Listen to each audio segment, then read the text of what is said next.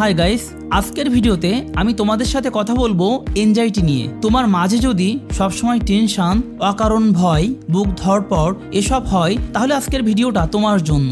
আমি A to Z বলবো কেন হয়, কি লক্ষণ, কি করবা, কি খাওয়া উচিত, কোন এক্সারসাইজ করবে, সবকিছু। বাট তার আগে কমেন্টে আমাকে জানিয়ে দাও তোমার কি এনজাইটি হয়।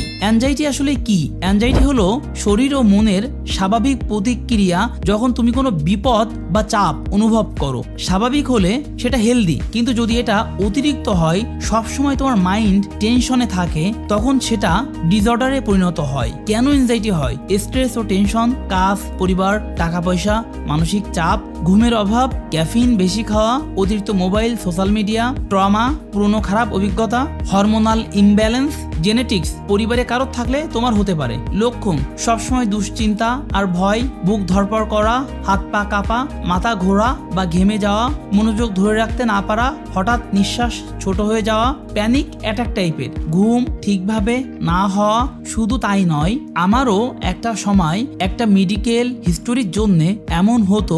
ম্যাক্সিমাম সময় আমি ছোটখাটো ব্যাপারগুলো নিয়ে খুব দুশ্চিন্তায় পড়ে যেতাম। যেহেতু এটা আমার একটা মেডিকেল কন্ডিশন, আমি এই ভিডিওর মধ্যে অ্যাড করছি না, বাট পরে আমি যখন আমার নিজেকে নিয়ে কোনো ভিডিও বানাবো, তখন আমি ইন ডিটেলসে সবকিছু বলবো। শরীরের প্রভাব: লম্বা সময় অ্যাংজাইটি থাকলে রক্তচাপ বাড়ে, হার্ট প্রবলেমের ঝুঁকি বাড়ায়, হজমের সমস্যা করে, মেমোরি দুর্বল হয়ে যায়, রোগ প্রতিরোধ ক্ষমতা কমে যায়। তুমি কি করবে? ব্রেথিং এক্সারসাইজ করো, এটা খুবই উপকার তোমার জন্য।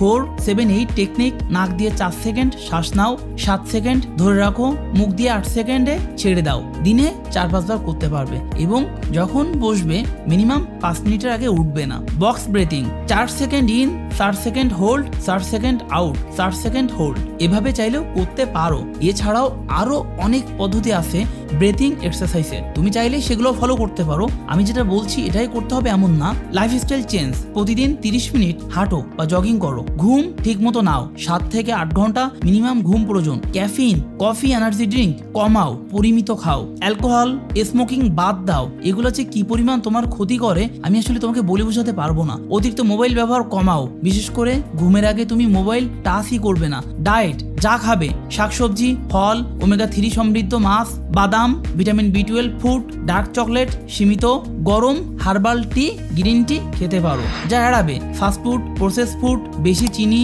যে কোনো কোল্ড ড্রিঙ্কস, বেশি কফি।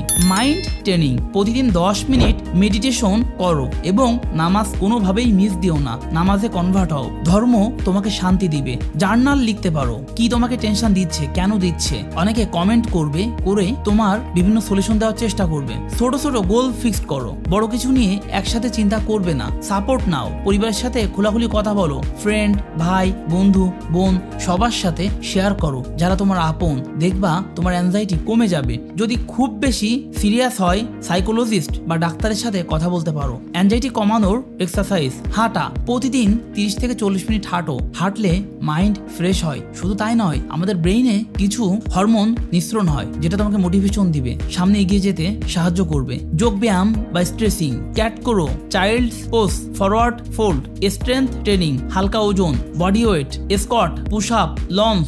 মাইন্ডফুল মুভমেন্ট: ব্যায়ামের সময় শুধু শ্বাস আর মুভমেন্টে মন দাও, আর পৃথিবীর সবকিছু ভুলে যাও। কোনো কিছু নিয়ে ভাববে না, কোনো টেনশন করবে না। স্যাম্পল ডে মিল: সকাল ওটস, দই, কলা, বাদাম খেতে পারো, চাইলে নিজের মতো কাস্টমাইজ করতে পারো। দুপুরে ব্রাউন রাইস, কুইনোয়া, ডাল, মাছ বা মুরগি, সালাদ খেতে পারো। বিকেলে গ্রিন টি, এক টুকরো ডার্ক চকলেট, বাট প্রতিদিন নয়। এছাড়াও খেতে পারো বাদাম। রাতে স্যুপ, মুরগির মাংস বা ডিম, চাইলে 1 পিস রুটি খেতে পারো। সারাদিন 3 লিটার পানি খেতেই হবে। সো এভাবেই তুমি ডায়েট প্ল্যান করেও লাইফ থেকে এনজাইটি কমিয়ে ফেলতে পারো। এবং আমাদের লাইফের সবকিছু একটার সাথে আর একটা রিলেশন রয়েছে। এজন্য তুমি যখন এনজাইটিতে ভুগছো, এর সাথে তোমার লাইফস্টাইল চেঞ্জ করতেই হবে। শুধুমাত্র ঔষধ বা ডাক্তারের পরামর্শে বা শুধু এক্সারসাইজ দিয়ে বের হতে পারবে না, যেটা অনেকটাই কঠিন। কখন ডাক্তার দেখাবে? প্রতিদিন প্যানিক অ্যাটাক আসছে, ঘুমাতে পারছো না, একদম ডিপ্রেশনের মতো অবস্থা, নিজের ক্ষতি করার চিন্তা আসছে, এগুলো হলে দ্রুত সাইকোলজিস্টের কাছে যাও। সো ভিউয়ার্স, অ্যাংজাইটি আজকাল প্রায় সবারই রয়েছে,